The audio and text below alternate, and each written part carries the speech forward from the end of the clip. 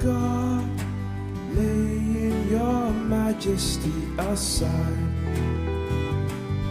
You reached down in love to show me life, lifted from darkness into light. Oh, king for a slave, trading your righteousness for shame.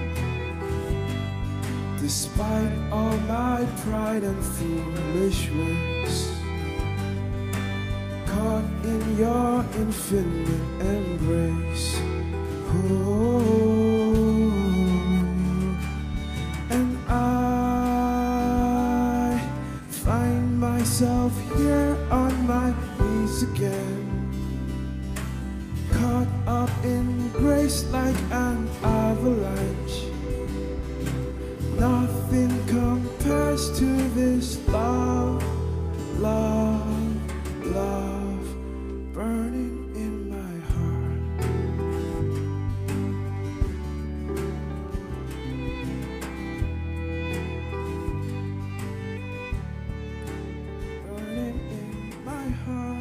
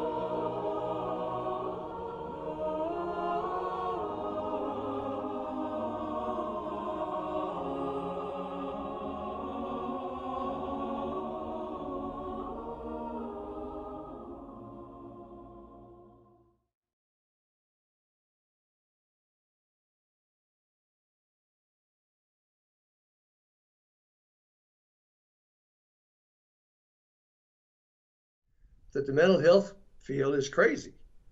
There cannot be 250 different versions of truth. And my theorem is very, very simple. There's only the one truth, and that is that the basic drive and goal of life is to love and be loved. Just that simple. At the same time, in terms of curing, when love goes awry, when mental illness, there's really only one cure, and that is love heals. So it's all really very simple. The theory is hopefully is going to be accepted more and more. I can only say this is the truth, and I welcome debate. You know, like if you look around, what is it? Is it still 50% of marriages end in divorce? Which means that at least 50% of people went into the biggest decision of their lives and they have no idea what they're doing because they really do not know what the word love means.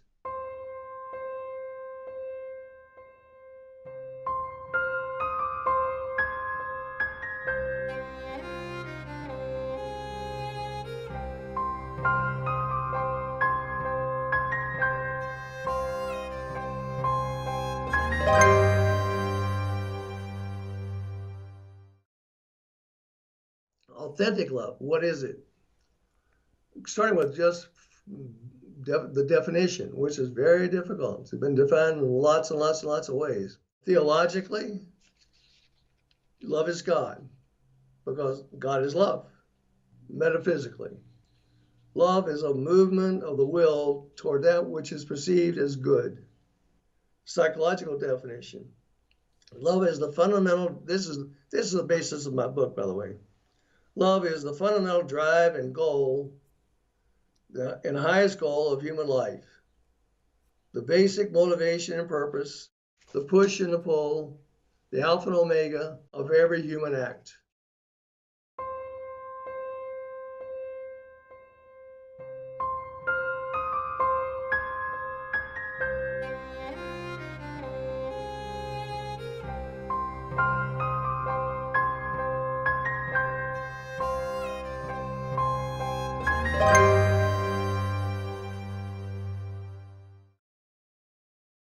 Materially, love is the, quote, spiritual substance from which the atom, the building block of all material reality, was created. As such, love remains in the atom as the elemental dynamic flux force, medium, energy that binds together all of material reality. They are all bound together by one word, and that is love. Bottom line of that is love is reality. It is everything. Literally, that love is everything. And my answer is yes, yes, yes, literally. I'm saying rather that love is all that is psychologically, spiritually, and physically. The physicists continue to find tinier and tinier and teensy weensy tiny microparticles inside the atom. The electrons seem to be there and not there at the same time. They seem to be in motion and not in motion. Scientists say we just don't know.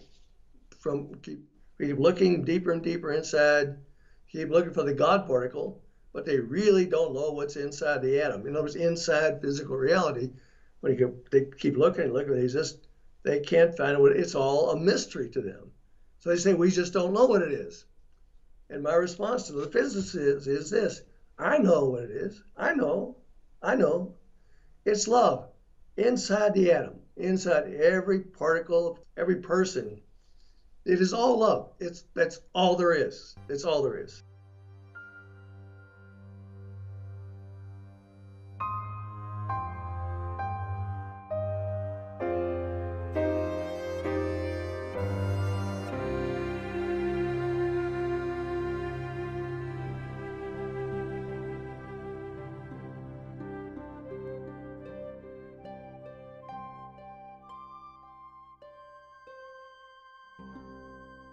What else is love? Love is a gift. And many people don't get this. I've had many clients that just believe, and some therapists teach, that if they want to be loved, they have to make themselves lovable. And that's just not true. That just can't happen. I mean, think about it. If I have to make myself lovable, then just how lovable do I have to be before somebody's going to love me? No, rather, love cannot be earned by hard work, by good behavior, by being beautiful or talented or rich. Love certainly can't be bought at any price. The only way to love a person is as he is. Just the way he is, with all his faults, all his foibles, all his sins, ugly as he is or pretty as he is. It's just got to be, if I'm going to be loved, it's the way I am. And that's it. So let me go on. All right, another way, where I'm saying love is everything. All emotions are love derived.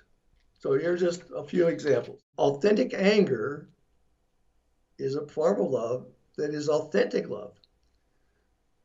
Jesus, best example, Jesus got angry.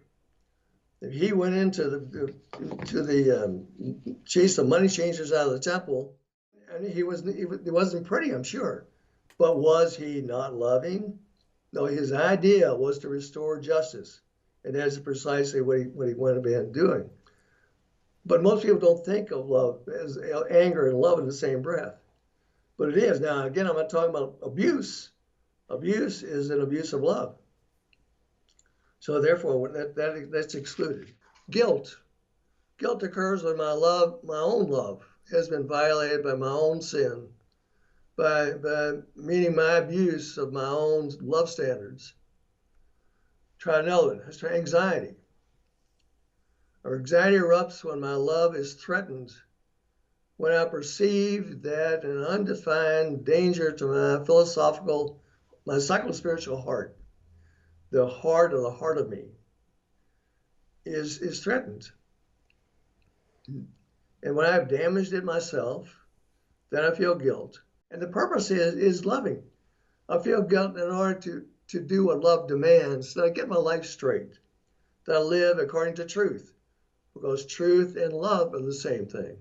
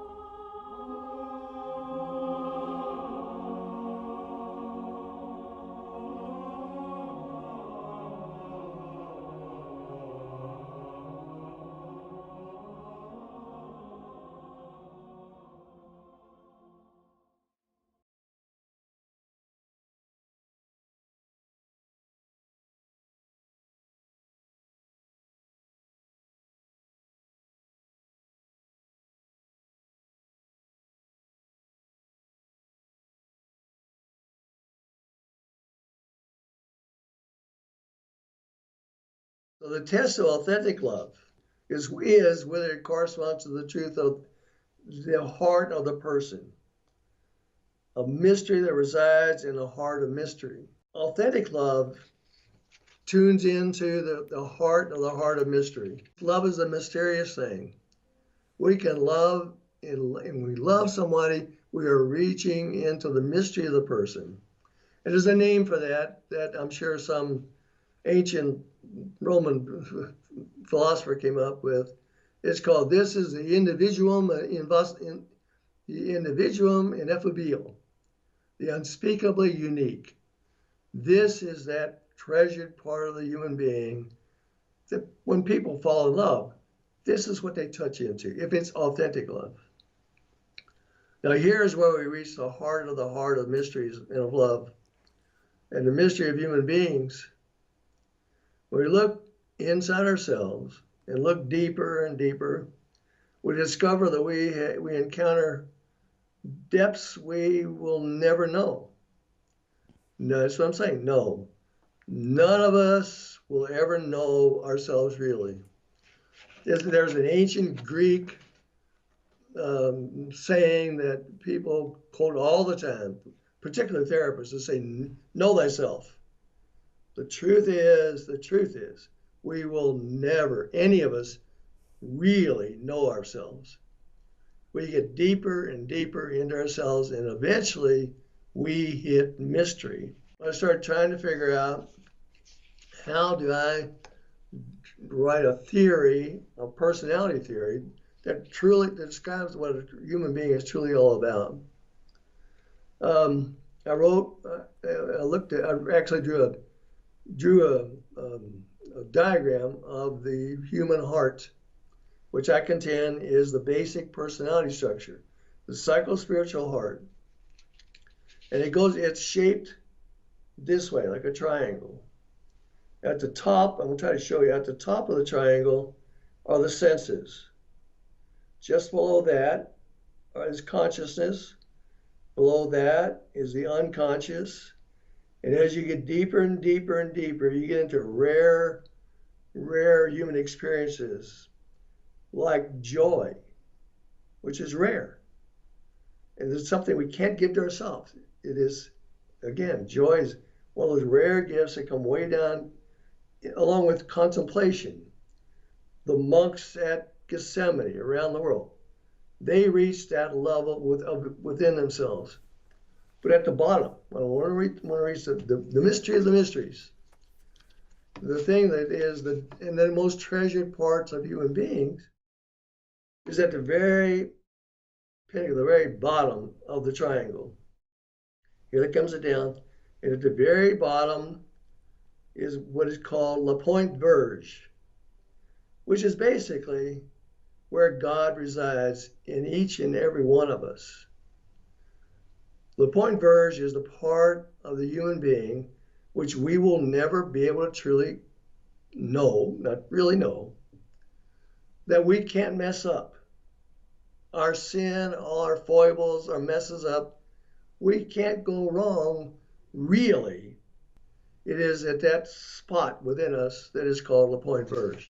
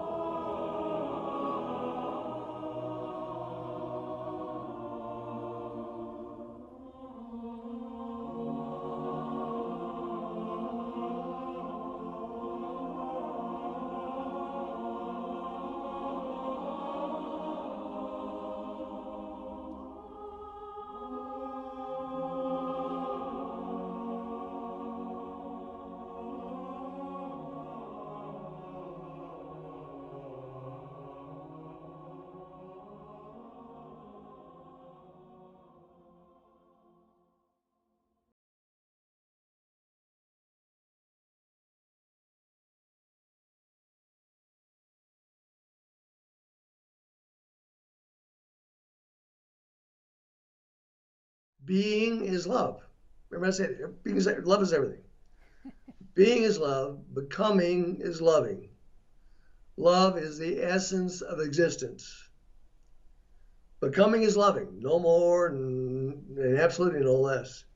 The phenomenological experiences of time, space, materiality, and causality are big subjects of the existentialists, and love therapy offers new understanding of all of them. Only love time is real time. Anxiety, which causes a race of fight or flight to protect love, always to protect love, produces fast time. Depression or grief deadens existence following love loss. It's always following love loss, and produces slow time. Psychosis, which we were just talking about, which is a fracturing of reality, is a response to fractured love. It may distort, fracture, or destroy time altogether.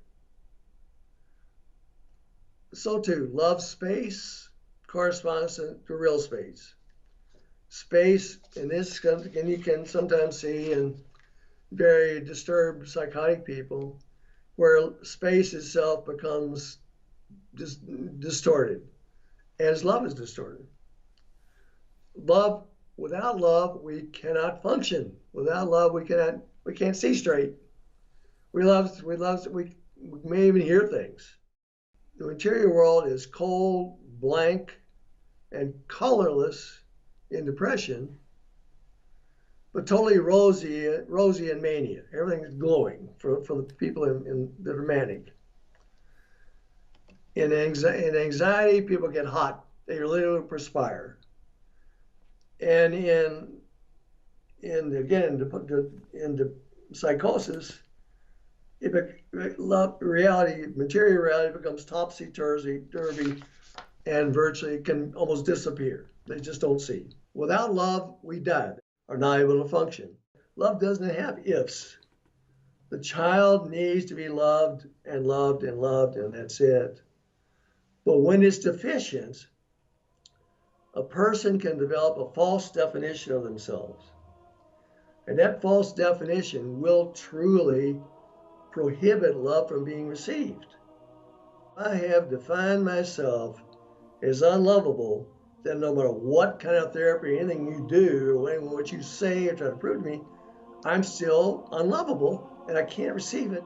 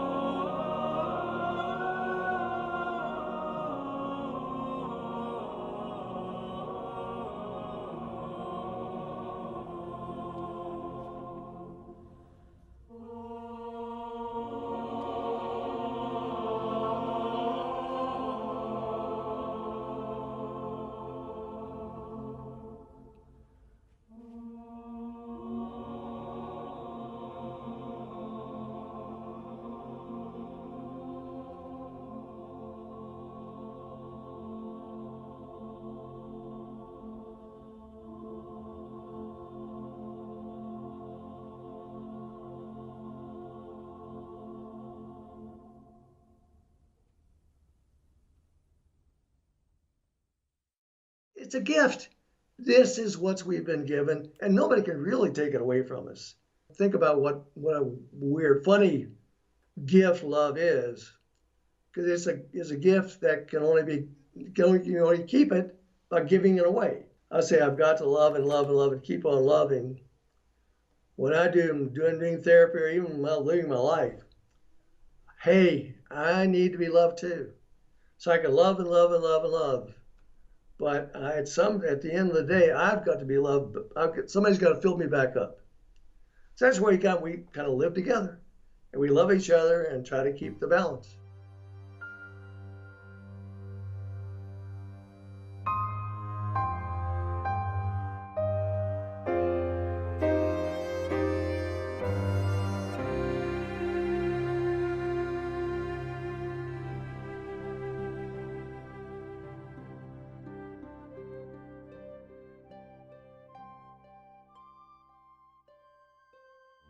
And I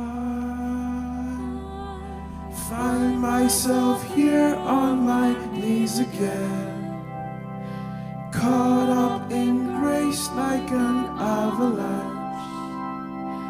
Nothing comes